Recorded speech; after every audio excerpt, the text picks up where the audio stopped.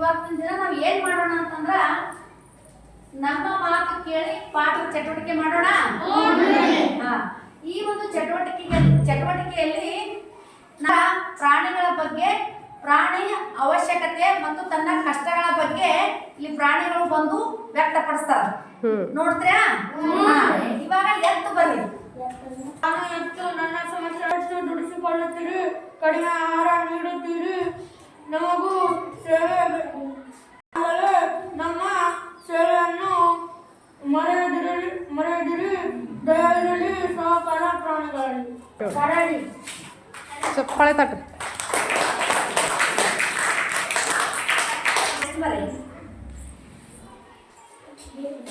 ನಾನು ಕರಡಿ, ನನ್ನ ಸಮಸ್ಯೆ ಹೇಳುತ್ತೇನೆ.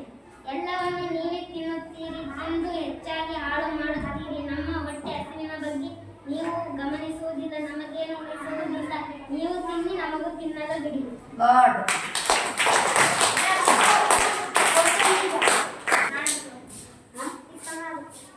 ನಾನು ಮಗ, ನನ್ನ ಸಮಸ್ಯೆಯನ್ನು ಹೇಳ್ತು.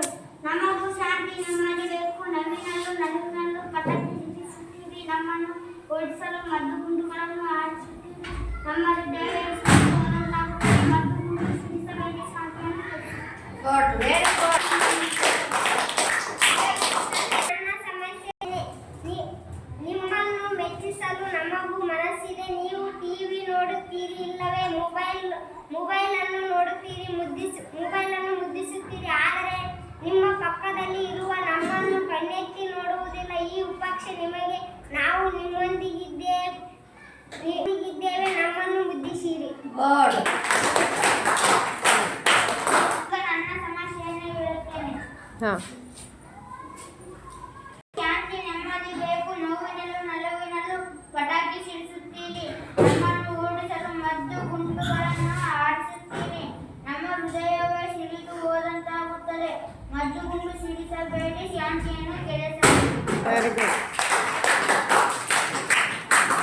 ಕಷ್ಟಗಳನ್ನು ಹೇಳ್ಕೊಂಡು ಬರೀ ಮನುಷ್ಯರಿಗೆ ಅಷ್ಟೇ ಕಷ್ಟ ಇಲ್ಲ, ಎಲ್ಲ ಪ್ರಾಣಿಗಳಿಗೂ ಇರುತ್ತೆ. ಆ ಪ್ರಾಣಿಗಳನ್ನ ನಾವು ಏನ್ ಮಾಡಬೇಕು, ಪ್ರೀತಿಯಿಂದ ನೋಡ್ಕೋಬೇಕು. ಯಾವ ಪ್ರಾಣಿಗಳಿಗೂ ನಾವು ಏನ್ ಮಾಡ್ಬೇಕು ಅಂದ್ರೆ ತೊಂದರೆಯನ್ನ ಕೊಡಬಾರ್ದು. ಈಗ ನಿಮ್ಗೆ ಅರ್ಥ ಆಯ್ತು?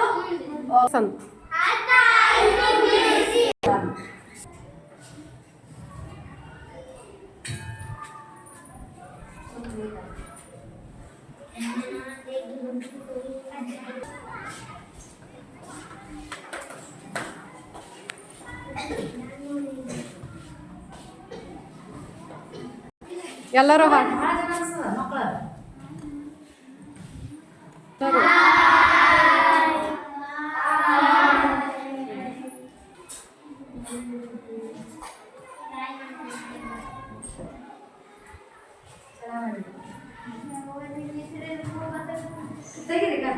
ತೆಗೆಂತಂದ್ರೆ ಇವಾಗ